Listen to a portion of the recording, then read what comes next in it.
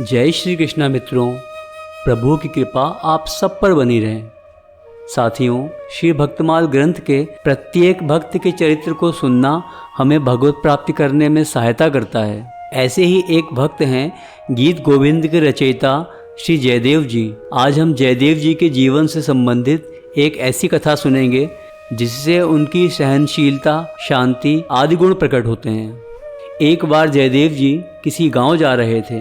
वहां उन्हें संतों का भंडारा करना था, इसीलिए खर्चे के लिए कुछ मोहरें अपनी गांठ में बांध रखी थीं। रास्ते में उन्हें चोर मिल गए। जयदेव जी ने उनसे पूछा, तुम लोग कहाँ जा रहे हो? चोरों ने उत्तर दिया, जहाँ तुम जा रहे हो। इस उत्तर से जयदेव जी समझ गए कि ये चोर हैं और मेरे पीछे लग गए हैं। तब उन्होंने उनकी इच्छा को पूरा करने के लिए उनके बिना मांगे ही गांठ खोलकर उन्हें सारा धन पकड़ा दिया और बोले, इस धन में से साधु सेवा के लिए जो भी सामग्री लाना चाहते हो उतनी ला दो, बाकी सब तुम्हारा है। लेकिन वो दुष्ट लोग उनकी उदारता को पहचान नहीं पाए। उल्टा उन्होंने सोचा कि इसने हमारे साथ चालाकी की है और इस समय तो सारा धन हमें पकड़ा दिया है, लेकिन इसके मन में यह है कि नगर में घुसते ही मैं चोरों को पकड़वा दूंगा। यह सोचकर उन चोरों में से एक चोर ने राय दी कि इसे मार डालना चाहिए, यह विचार ही ठीक है।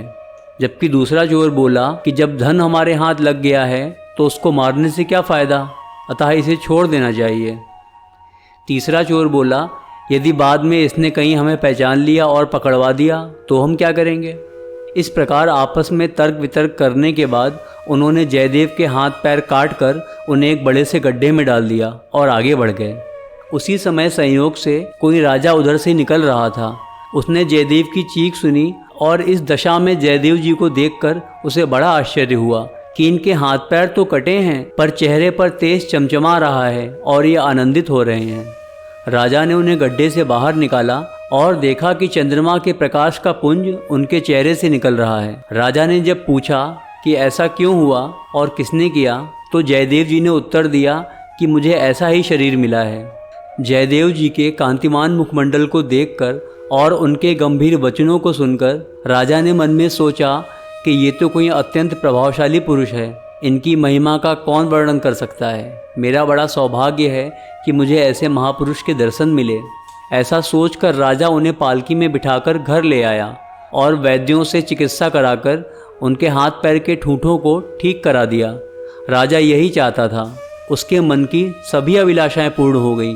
इसके उपरांत उसने जयदेव जी से हाथ जोड़कर प्रार्थना की, मुझे कुछ आज्ञा दीजिए ताकि मैं आपकी सेवा कर सकूं। जयदेव जी ने कहा, राजन, नाना प्रकार के व्यंजन और मिठाई मेवा आदि का भगवान को भोग लगाओ और प्रसाद संतों को खिलाओ तथा जो साधु संत तुम्हारे घर पधारें उनका दर्शन कर प्रेम रस में भीग जाया करो। जयदेव जी की आज्ञा से हरिभक्त साधुओं की ऐसी ही सेवा की जाने लगी। एक दिन वही चोर जिन्होंने जयदेव के हाथ पैर काट डाले थे, माला पहनकर तथा चमकते हुए तिलक लगाकर वहां पहुंचे। उनको देखते ही जयदेव जी ने बहुत प्रसन्न होकर उनका स्वागत किया और उनका परिचय देते हुए पास बैठे संतों से बोले, ये मेरे बड़े गुरु भाई हैं। जयदेव जी ने राजा को बुलाकर कहा, राजन, इन संतों का हृदय हरिभक्ति से परिपूर्ण है। तेरा यह बड़ा सौभाग्य है कि ये तेरे घर पर पधारे हैं, अतः इनकी यथोचित सेवा करके अपनी संत सेवा का फल ले लो। जयदेव जी की आज्ञा को शिरोधार्य करते हुए राजा उन साधु वेशधारी चोरों को महलों में ले गया और बहुत से नौकर चाकरों को उनकी सेवा में नियुक्त कर दिया। अब क्या था, नित्य प्रति तरह तरह के भोज्य पदार्थों द्वारा उनका सत्कार किया जाने लगा। लेकिन अंतरात्मा में छिपे हुए पाप के कारण उन्हें यह शंका बनी रहती थी कि जयदेव जी के कहने से एक दिन राजा हमें मौत के घाट उतार देगा। इसी चिंता के कारण तरह तरह के भोजन खाते हुए भी उनका शरीर दुर्बल होता जा रहा था। वे बार बार राजा से विदा मांगते थे पर राजा उन्हें नहीं जाने देता था। तब वह बहुत छटपटाने लगे तो जयदेव ने राजा से कहा, राजन, अब इन्हें खूब सारा धन देकर विदा कर दीजिए। राजा ने अनेक प्रकार के रत्न आभूषण आदि उन्हें दिए और धन की रक्षा के लिए बहुत से मनुष्यों को उनके साथ जाने की आज्ञा देते हुए कहा, इन्हें जब पहुंचाकर वापस आओगे तब मैं प्रसन्न होकर तुम्हें इनाम दूंगा। मार्ग में जाते हुए राजा के रक्षकों ने उन बनावटी साधुओं से पूछा, महाराज, आप लोग जैसा कोई महात्मा नहीं दिखाई पड़ता, क्योंकि राजा के यहाँ जितने साधु संत आए उनमें से किसी का भी ऐसा स्वागत सत्कार नहीं हुआ जैसा आपका हुआ। हम हाथ जोड़कर आपसे यह पूछते हैं कि आपका स्वामी जी अर्थात जयदेव जी से क्या संबंध है।